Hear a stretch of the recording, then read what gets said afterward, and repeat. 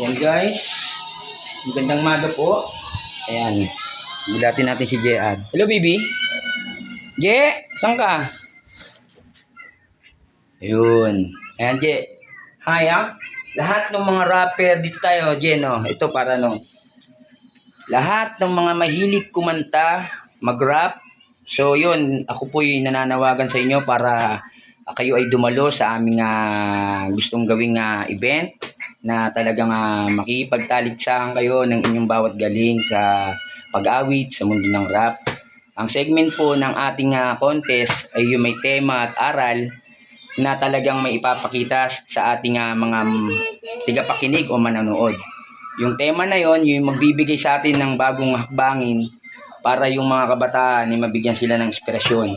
Kayo na po ang pipili kung anong tema, anong gusto nyo na awitin, basta ho may laman at may aral.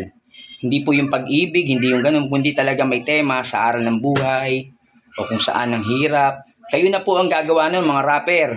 So, i-upload ko sa YouTube to, baka mapansin tayo ng mga idol natin, ng mga kaibigan, hindi ko pa sabihin, dahil hindi naman tayo sigurado. So, bubuo pa lang po tayo ng ating activity para sa larangan ng pagkanta, pag-awit.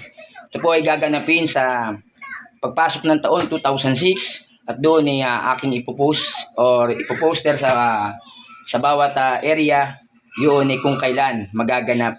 Kaya po lahat ng gusto na pumasok o sumali mga kabataan, mag-practice na kayo.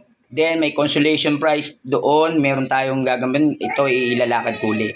Kagaya po ng dati, ganun pa rin po. Bubuhos ko po yung aking kakayanan para sa mga kabataan tulad ng aking anak mahilig kumanta.